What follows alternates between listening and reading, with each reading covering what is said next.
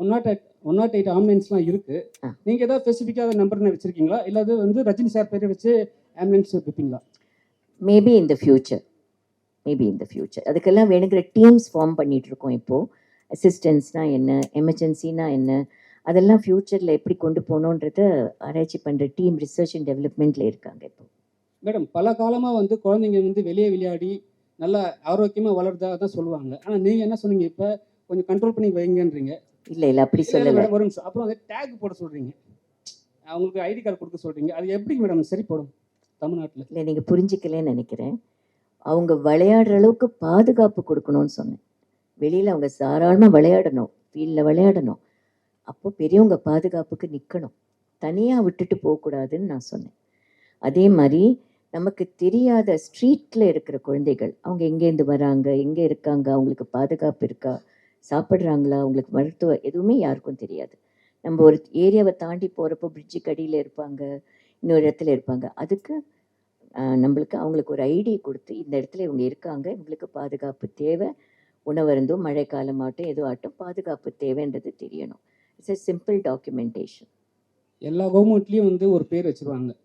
TV கொடுத்தா கலைஞர் TV, அம்மா உணவகம். இப்போ வந்து நீங்கள் மேடம் என்ன சொன்னீங்க, ரஜினி சாருக்குன்னு ஒரு நேம் வைக்கணும், மரம். ரஜினி சார் நேமில் வந்து மரம் வருமா?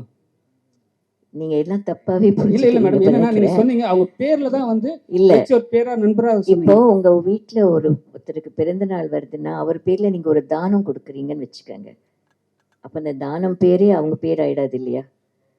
நீங்கள் வீட்டில் இருக்கிறவங்க ஒரு கோயிலுக்கு போகிறீங்க, 10 பேருக்கு சாப்பாடு போடுறீங்க, அது பர்மனண்ட்டாக அதிலே பேர் ஆகிடுமா? அப்படி கிடையாதுங்க. அந்த ஒரு வருஷத்துக்கு உகந்த மாதிரி, ஞாபகம் இருக்கிற மாதிரி சில காரியங்களை செஞ்சு அது உலகத்துக்கும் பயன்படக்கூடியதாக இருக்கணுன்றதுக்காக தான் இப்போ அவங்க மகாத்மா காந்தி பேரில் அன்றைக்கி மகாத்மா காந்தி ஃபவுண்டேஷன், மகாத்மா காந்தி சேரிட்டின்னு பண்ணுறாங்க. இன்னொருத்தர் பேரில் பண்ணாங்க, என் தாத்தா பேர்லேயே பண்ணுறாங்களே. வீட்டில் இருக்கிற நம்ம பெரிய தெரிஞ்சவங்க மட்டும் இல்லை, அப்பா பேரில் தாத்தா பேரில் எல்லாம் செய்கிறாங்க இல்லையா? அந்த மாதிரி ஒரு இதில் சொல்கிறது தானே ஒழிய அது பேர்லேயே நீங்கள் வச்சு அதையே அது எல்லா செடிக்கும் அதே பேர் வைக்கணும்லாம் நான் சொல்லவே இல்லையே உங்களை. ஓகே மேடம், வாலண்டியர்ஸ் இப்போ எவ்வளோ பேர் இருக்காங்க? உங்கள் அச்சீவ்மெண்ட் எவ்வளோ இருக்கும்? எதுங்க வாலண்டியர்ஸ் இப்போ எத்தனை பேர் இருக்காங்க இப்போ உங்கள் இதில்? இன்னும் எவ்வளோ பேர் வளர்ச்சியில் இருக்கிறீங்க? ஒரு ஸ்கூல் ஆரம்பிக்கும் போது 11 பசங்க இருப்பாங்க, 10 பசங்க இருப்பாங்க, அப்புறம் 100 ஆகுவாங்க, அப்புறம் 1000 ஆகுவாங்க. ஒரு ஸ்தாபனம் ஆரம்பிக்கும் போது 10 பேர் இருப்பாங்க, அப்புறம் 30 பேர் ஆவாங்க. ஒரு டாட்டா, இன்ஃபோசிஸ் கூட 10 பேர் 11 பேர் கூட ஆரம்பித்த ஸ்தாபனங்கள் தான். அது வளரத்துக்கு நேரமும் காலமும் எத்தனை பேரோட கடின உழைப்பும் வேணுன்றது காலம் நிர்ணயம் செய்யும்.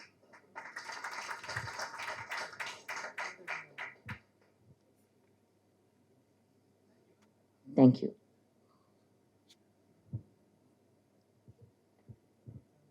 Any other question? நம்ம வாலண்டியர்ஸ் யாராவது பேச விரும்பி? ஃபார்மர்ஸ் இருக்காங்க.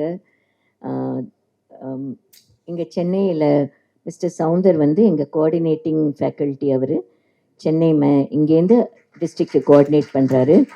மாவட்ட ரீதியாக நான் இன்ட்ரடியூஸ் பண்ணிடுறேன். எங்கள் உயர்மட்ட குழு மெம்பர்ஸ் ஸ்டேஜுக்கு வரட்டும். கோவிந்தராஜன், வேல்முருகன் அண்டு சவுந்தர் மேலே வாங்க. நீங்கள் இங்கே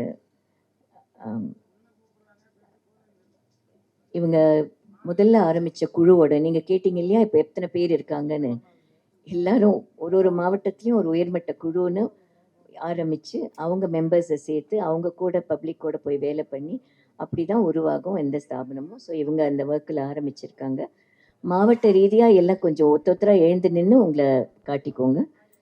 காஞ்சிபுரம், வேலூர், யாரெல்லாம் எங்கெல்லாம் வந்திருக்கீங்களோ எழுந்து நின்று ப்ரெஸ் நீங்கள் திரும்பி பாருங்கள். மாவட்ட ரீதியாக வந்திருக்கிற மெம்பர்ஸ் எல்லோரும் இவங்க எல்லாம் நம்ம பாரத சேவாக்கு ஒர்க் பண்ணுற டீம் மெம்பர்ஸ். ஒரு மாவட்டத்துலேருந்தும் நாங்கள் 2-3 பேர் தான் இந்த மீட்டிங்க்கு வந்திருக்காங்க. ஏன்னா மற்ற மீட்டிங்லாம் மாவட்டத்தில் நடக்கும், பெருசாக வர வேண்டியது. அதனால் இத்தனை பேர் இங்கே இருக்காங்க. அதான் okay okay. Thank you so much. அதில் பரவாயில்ல, தண்ணி பரவாயில்ல. அனைவருக்கும் வணக்கம். எங்கள் அம்மாவுக்கு நாங்கள் ஒரு ஹானர் பண்ணுறோம். அம்மா வேண்டானாங்க, பட் நாங்கள் ரொம்ப கம்பல் பண்ணி தான் பண்ணுறோம். இது எங்கள் டியூட்டி. தேங்க்யூ.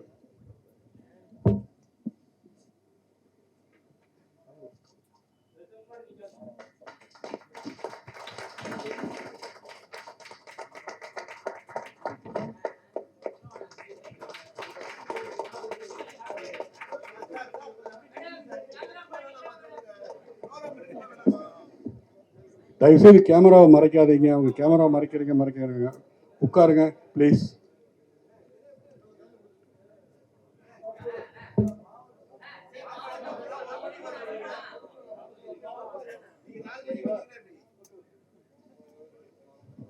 அந்த கேள்வி கேட்டவருக்கு இன்னொரு ஃபேக்டும் சொல்லிடுறேன். பாரத சேவாவோட ஃபார்மர்ஸ் யூனியன், ஃபார்மர்ஸ் அசோசியேஷன் பெருசாகிட்டே இருக்குது. ஃபார்மர்ஸ் கொஞ்சம் ஏந்து நிற்கிறீங்களா?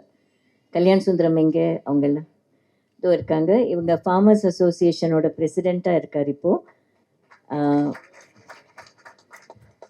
அவங்கெல்லாம் சேர்ந்து தான் இந்த பூமி சார் அந்த பிளான்ட் அவருக்கு பிறந்த நாளைக்கு ஒருத்தருக்கும் எதுவும் பண்ணுறதுக்கு பதிலாக ஒரு செடியை நடலாம் அப்படின்றது சொன்னது.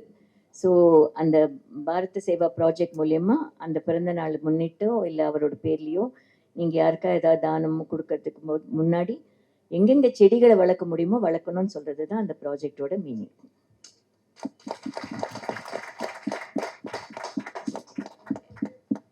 வாலண்டியர்ஸ் வேறு யாராவது? ரஞ்சித், திருவள்ளூர் டிஸ்ட்ரிக்டில் இருக்கிறவங்க அங்கே இருக்காங்க. திருநெல்வேலி, வேறு எந்தெந்த மாவட்டத்தில் இருக்கீங்களோ நீங்கள் தனித்தனியாக நான் பேர் சொல்ல முடியல.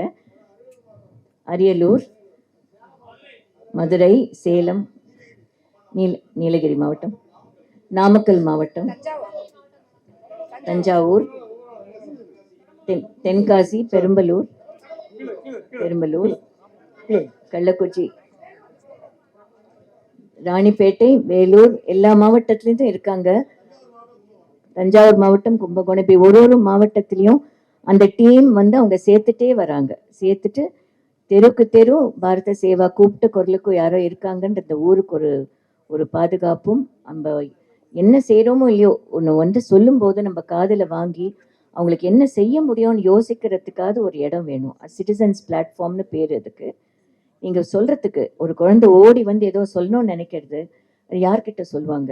ஏதோ ஒரு அவசரம், ஏதோ ஒரு பாதுகாப்பு, ஏதோ ஒன்று தேவைப்படுறது, அந்த ஊரில் சொல்கிறதுக்கு ஒருத்தர் வேணும் இல்லையா? அவங்க போலீஸ் ஸ்டேஷன் போக பயப்படுவாங்க, வேற எங்கேயா போக பயப்படுவாங்க. சொல்கிறதுக்கு ஒரு இடம் வேணும், எந்த ஒரு விஷயமா இருந்தாலும்.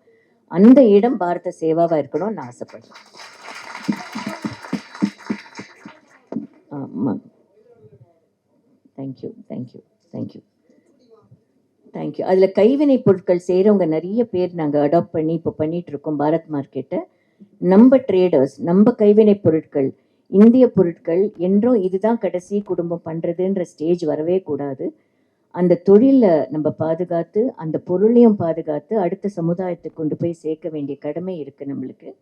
அதனால காட்டேஜ் இண்டஸ்ட்ரீஸ் எப்படி ஒரு பெரிய பெரிய மாலில் போய் செலவு பண்ணி நிறைய பொருட்கள் நீங்கள் வாங்குறீங்களோ, அது மாதிரி இந்தியன் பொருட்களுக்கும் கொஞ்சம் நாட்டம் கொண்டு நம்ம வியாபாரிகள், நம்ம கைவினை பொருட்கள், நம்ம தொழிலாளிகளோட வாழ்வாதாரத்திற்கு நம்ம இந்த ஜெனரேஷனுக்கு அதை சொல்லி கொடுக்கணும். ஃபாரினர்ஸ் நிறைய பேர் காதி கிராமம், விஐடியும் போய் வாங்கிக்கிறாங்க.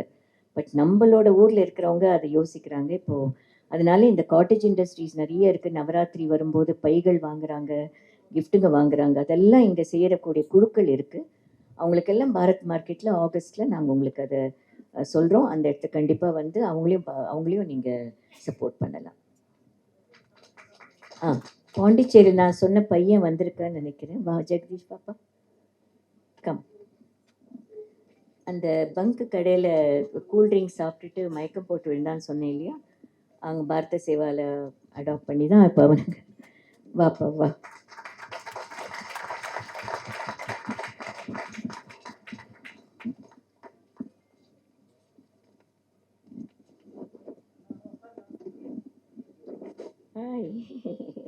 எப்படி இருக்கு? திரும்ப அப்படி பாரு. இவரை காப்பாற்றுறோம். இவரை சரியாக நிற்க வச்சு பேசுறதுக்கே கொஞ்சம் பல வாரங்களும் மாதங்களும் ஆச்சு.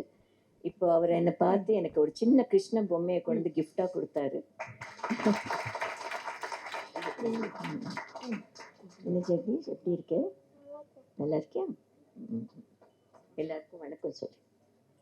கையெடுத்து வணக்கம் சொல்லு. இவங்க தான் அவங்க அம்மா.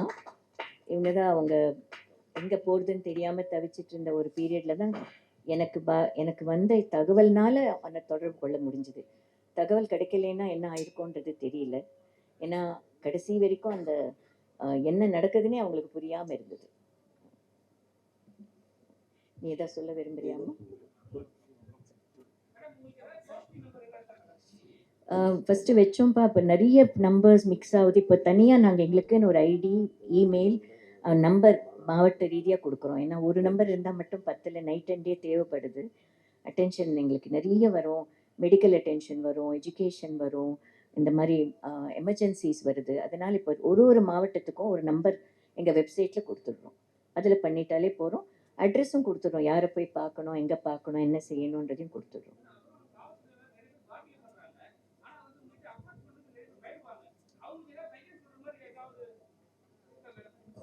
எனக்கு புரியலப்பா எனக்கு.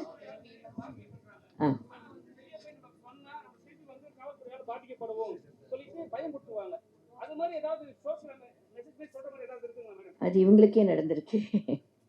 அது இவங்க கம்ப்ளைண்ட் கொடுத்ததுக்கு இவங்களுக்கே இருந்தது. பட் இது லாயர் கிட்ட போயிட்டுது. Legal division Bharat Seva lawyers கிட்ட போயாச்சு இது. ஸோ அதுக்கு என்ன ரெமெடி, என்ன பண்ணணுன்றது இப்போ இவங்க தனி கிடையாது, புரியுதா? தனியாக விடப்படும் போது என்ன பண்ணுறதுன்னு தெரியாது. ஒரு நாடாக சேரும்போது, ஒரு ஸ்டேட்டாக சேரும்போது, ஒரு கம்யூனிட்டியாக சேர்ந்து இது நம்ம பிரச்சனைன்னு எடுத்துக்கிட்டால் தான் துணைன்னு ஒன்று இருக்கும். அதே பிரச்சனை நாளைக்கு நம்மளுக்கு வந்தால் அத்தனை பேர் உங்களுக்கும் வருவாங்க. இப்போ நம்ம தனியாக விட்டுட்டு இது நம்ம பிரச்சனை இல்லைன்னு போயிடுறதுனால தான் தனியாக நிறுத்தப்படுகிறார்கள். இப்போ அவங்க தனி இல்லை, ஒரு ஸ்தாபனம், ஒரு நிறைய பேர் அவங்க கூட இருக்கிறதுனால அவங்களுக்கு இப்போ அந்த பலம் இருக்கு.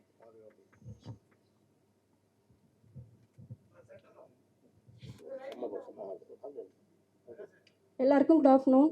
என் பேர் கிருஷ்ணவேணி. இன்னைக்கு ப்ரெஸ் மீட்டில் ஒரு பிரதர் கேட்டாங்கல்ல, சார் பர்த்டே அன்னைக்கு செடி நட்டு வைக்கிறதுக்கு அவர் பேரை வைக்கிறீங்களான்னு சொல்லி கேட்டாங்கல்ல. இதே அன்னைக்கு என் பையன் அந்த ட்ரிங்க்ஸ் குடிச்சிருந்தப்ப இதே ப்ரெஸ் தான் வந்தாங்க. அன்னைக்கு ப்ரெஸ் வந்தாங்கன்னு எங்களை எந்த ஹாஸ்பிட்டலுமே சேர்க்கல, எங்களை வெளியில தான் அனுப்புனாங்க. போலீஸும் வந்தாங்க, எந்த ஆக்ஷனும் எடுக்கல. அன்னைக்கு நியூஸ் தெரிஞ்சு டிவியில் பார்த்து, ஃபேஸ்புக்கில் பார்த்து எங்களுக்காக கண்டுபிடிச்சி எங்களை இட்டுட்டு வந்து இன்னைக்கு என் பையன் இருக்கானா அதுக்கு இவங்க தான் காரணம். இத்தனை கேள்வி கேட்குறீங்கல்ல, நல்லது பண்ணவங்களே கேள்வி கேட்குறீங்கல்ல, அதே கம்பெனி ட்ரிங்க்ஸ் பண்ணவங்களே அந்த கம்பெனி எடுத்து நீங்கள் மூடாமல் வச்சுருக்கீங்க. ஏன் இன்னும் அதுக்கான ஆக்ஷன் எடுக்கவே இல்லை? அப்போ என் பையன் செத்துருந்தானா அன்னைக்கு அந்த ஆக்ஷன் எடுத்து உங்களை பொறுத்த வரைக்கும் இது வந்து ஒரு நியூஸ். நல்லது நடந்தாலும் கெட்டது நடந்தாலும் டிவியில் போடணும், பேப்பரில் போடணும், அது மட்டும்தான். ஆனால் ஒரு குடும்பம் பாதிப்பு அடைஞ்சிச்சுன்னா அந்த பாதிப்பு எங்களுக்கு மட்டும்தான். எனக்கு ஹஸ்பண்ட் கிடையாது, இறந்துட்டாங்க. அவங்க இறந்து 6 வருஷம் ஆகுது. எனக்கு இப்போ 26, 90 ஏஜில் இறந்தாங்க. என் பசங்களுக்காக நான் மேரேஜே பண்ணிக்காமல் படிச்சுட்டு இருந்து இன்னும் வரைக்கும் வேலை பார்த்துட்டு இருக்கேன். இப்போ வரைக்குமே நான் 4000, 6000 சம்பளம் தான் வாங்குறேன். என் பையனை காப்பாற்றுறதுக்குமே சரி, என் பையன் ட்ரீட்மெண்ட்டுக்குமே அம்மா இல்லைன்னா என் பையனே எனக்கு கிடையாது. இன்னைக்கு நல்லது பண்ணவங்களே நிற்க வச்சு இந்த மாதிரி கேள்வி கேட்குறீங்களா? அன்னைக்கு அந்த கம்பெனிக்காரங்களை யாருமே கேட்கவே இல்லையே. இன்னைக்கு அந்த கம்பெனி நல்லா தானே போயிட்டு இருக்கு. அப்போ என் பையன் உயிர் போயிருந்துச்சுன்னா என்ன பண்ணிருப்பீங்க? இன்னைக்கு இந்த கேள்வி கேட்குறீங்களா? அன்னைக்கு யாருமே ஏன் வரல? நீங்கள் வந்ததுனால தான் எந்த ஹாஸ்பிட்டலுமே எங்களை சேர்க்கல. உங்களை பொறுத்த வரைக்கும் இது ஒரு நியூஸ், அவ்வளோதான். என் பையனை காப்பாற்றி கொடுத்ததுக்கு அம்மாவுக்காக நான்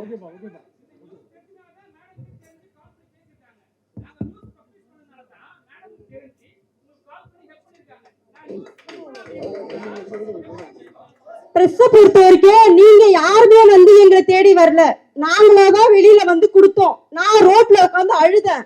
எத்தனை பிரஸ் வந்திருக்காங்கன்னு தெரியுமா உங்களுக்கு? பேச்சால பேச முடியாது சார். நான் நடு ரோட்ல உட்காந்து அழுதேன். எனக்கு தெரியும். ஒவ்வொரு ஹாஸ்பிட்டல்லையுமே கிட்டத்தட்ட 8 ஹாஸ்பிட்டல் ஏறி இறங்கியிருக்கேன். ஒரு ஹாஸ்பிட்டல கூட என் பையனுக்கு ட்ரீட்மெண்ட் எடுக்கல. கவர்மெண்ட் ஹாஸ்பிட்டலையும் வச்சிருந்தேன், பிரைவேட் ஹாஸ்பிட்டலையும் வச்சிருந்தேன். ஒரு ஹாஸ்பிட்டல கூட எங்களை சேர்க்கவும் இல்லை, வெளியில அனுப்பிட்டாங்க. இதே பிரஸ் அன்னைக்கு நினைச்சிருந்தாங்கன்னா லோக்கல்ல என் பையனுக்கு ட்ரீட்மெண்ட் எடுத்திருக்கலாம். யாருமே எடுக்கல. இவனை பிழைக்கவே மாட்டான்னு சொல்லி தூக்கிட்டு போக சொல்லிட்டாங்க. கிட்டத்தட்ட 3 மாசம் 46 நாள் ஐசியூல என் பையன் இருந்தான். சென்னையில Kanchi Kamakoti trust hospital, amount private hospital. அம்மா தான் என் பையனுக்கு பணம் கட்டி இன்னைக்கு என் பையன் நிக்கிறானா அது காரணமே அம்மா தான்.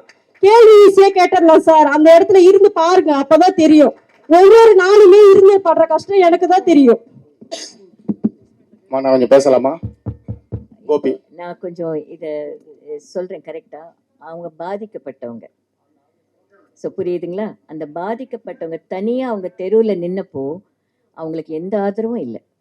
அந்த கோபம், அந்த வருத்தம், தனியாக ஒரு தாய் 2 பிள்ளைங்களை வச்சுட்டு பாஸ் பண்ணி போகிற கார் ஆகட்டும், பஸ் ஆகட்டும், யாரும் நிறுத்தாமல் எதுவுமே செய்யாமல் இருந்த அந்த ஆதங்கம் தான் பாரத சேவா சார்பாக நான் அவளுக்கு வந்து ஆறுதலும் சொல்லிட்டு, இனிமேல் அவங்க எங்கள் பாதுகாப்பில் இருப்பாங்க.